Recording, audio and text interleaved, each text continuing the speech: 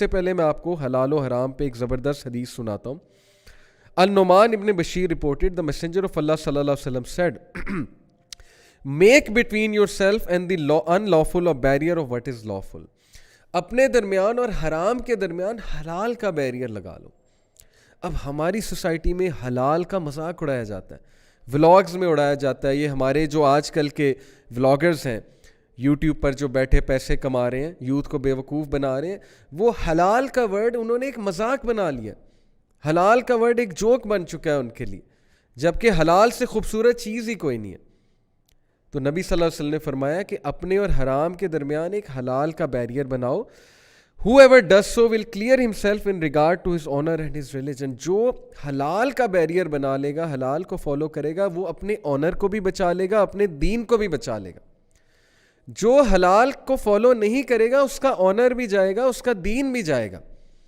کیا فائدہ ایسے عشق اور محبت کا کہ آپ کا دین ہی گیا, آپ کی نمازیں بھی گئیں, نہ آپ کو کوئی نمازوں کی خبر ہے, نہ آپ کو جو ہے وہ کوئی اللہ تعالیٰ سے کا ذکر کرنے کی خبر ہے, نہ آپ کو جو ہے وہ گھر والوں کی کوئی خبر ہے کہ بھائی میری بہن کیا کر رہی, میرا بھائی کیا کر رہا ہے, میرے ماں باپ کو مجھ سے کیا ایکسپیکٹیشنز ہیں, نہ آپ کو جو ہے وہ اپنے فیوچر کی کوئی خبر ہے, نہ آپ کو اپنے آنر کی کوئی خبر ہے.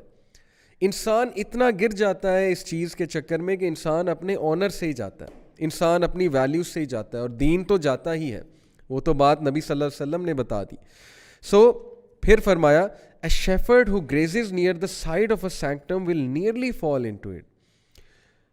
ایسا شیفرڈ جو بکریوں کے چرانے والا ہے, جو بالکل ایک حد کے قریب جا رہا ہے, وہ حد میں گر سکتا ہے, یعنی he is actually near to the حدود.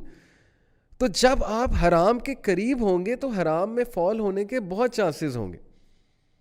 جب آپ کسی سے بات شروع کرتے ہیں نان محرم سے, there are so many chances that feelings will develop. آپ میں نہیں تو اگلے میں ڈیولپ ہوں گی. یہ بھی آپ کو پتہ ہے کہ گناہ آپ کو جاتا ہے. جو ہم سمجھتے ہیں نا کہ ہم بڑے خوبصورت بن کے نکلتے ہیں اور ہم سے کوئی اٹریکٹ نہیں ہوتا, اور ہم کسی سے بات کریں یہ اس کا مسئلہ ہے, ہم سے اٹریکٹ نہ ہو, یہ اللہ تعالیٰ آپ سے پوچھیں گے کل کو کہ آپ اس محفل میں گئے ہی کیوں. نان محرم آپ سے اٹریکٹ ہو سکتا ہے, سیدھی سی بات ہے بھائی. تو اپنی حفاظت کریں. ہاں, کام کے لیے ایک الگ بات ہے کہ ظاہر ہے کہ کوئی میٹنگ ہے, کوئی ایجنڈا پہ ڈسکشن ہونی ہے, یا کوئی کام ہے, تو وہ ملنا ایک الگ بات ہے. لیکن جان بوجھ کے ایسی محفلوں میں جانا, جہاں نان محرمس بہت زیادہ ہیں, ایسی جگہوں میں جانا. اب آج کل تو یونیورسٹیوں میں ہے ہی, یہ کیفیز ہو گئیں یا کیفیز ہو گئے, اور ایونٹس ایسے ہوتے ہیں, اپرچونیٹیز پرووائڈ کی جاتی ہیں ریلیشن بنانے کی. بسنت فیسٹیول ہو رہا ہے جی, فن فیئر ہو رہا ہے, وہاں پہ سانگز ڈیڈیکیٹ ہو رہے ہیں. کرائے نا ان کی بہن کو کوئی سانگ ڈیڈیکیٹ کرائے, پھر میں دیکھتا ہوں ان کو کیسے لگتا ہے. تو یہ حیا, یہ غیرت تو ختم ہو گئی نا, ویسے ہی ختم ہو گئی ہے. یہ بات میری آپ کو بڑی سخت لگے گی, لیکن یہ بات سنت سے ثابت ہے. پروفٹ صلی اللہ علیہ وسلم نے ایک شخص کو یہی کہا تھا نا کہ بھئی اگر تمہاری بہن کے ساتھ کوئی ایسا کرے گا تمہیں کیسے لگے گا. تو سانگز ڈیڈیکیٹ ہو رہے ہیں, اور پھر ظاہر ہے کہ بسنت میلے ہو رہے ہیں, اور اپرچونیٹیز پرووائڈ کی جا رہی ہیں ان ساری چیزوں کی. And where does it all and up? Majority cases میں سن, ٹرانسگریشن, دین سے بھی گئے, دنیا سے بھی گئے. تو اس لیے پروفٹ صلی اللہ علیہ وسلم نے کہا کہ جب تم حرام کے قریب جاؤ گے, there are many chances you will fall into حرام. تو اس لیے وہ فٹ سٹیپس ہی لینا یہ اپنے آپ کو ہلاکت میں ڈالنے والی بات ہے. پھر ابن قیم رحمہ اللہ کا ایک زبردست کوٹ میں آپ سب کو سناتا ہوں. This explains the situation of humanity.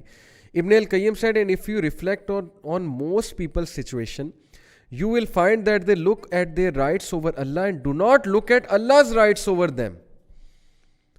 Amazing. یعنی اگر تم زیادہ تر لوگ کی سچویشن دیکھو تو تم یہ دیکھو گے کہ they look at their rights over Allah, نہ کہ Allah's رائٹس اوور them. وہ یہ نہیں دیکھتے کہ اللہ تعالیٰ کے کیا رائٹس ہیں, وہ یہ دیکھتے ہیں کہ میرے کیا رائٹس ہیں ایز ہیومن بینگ, میں کیا کروں. اور یہاں سے مسئلہ ہوتا ہے. And he said and from here is where they broke off from Allah. اور یہاں سے وہ اللہ سے دور ہوتے ہیں کہ اللہ کے رائٹس نہیں نظر آ رہے. بھئی اللہ کے رائٹس ہیں اللہ تعالیٰ سے زیادہ کسی اور سے محبت کرنا, اللہ کو پس پردہ رکھ کے نمازیں چھوڑ کے بیٹھے رہنا, چیٹس کرنا, رپلائز کرنا, اگلے کی اسائنمنٹ کے لیے جو ہے وہ راتیں بھی جاگنا, اگلے کا کام کرنے کے لیے جو ہے وہ ہر چیز کر دینا, اور جب فجر کی اذان ہو تو بس نیند آ جائے اور نماز بھی نہیں پڑھنی. تو اللہ کے رائٹس کتنے زیادہ اگنور ہو رہے ہیں, اس چیز میں. یہ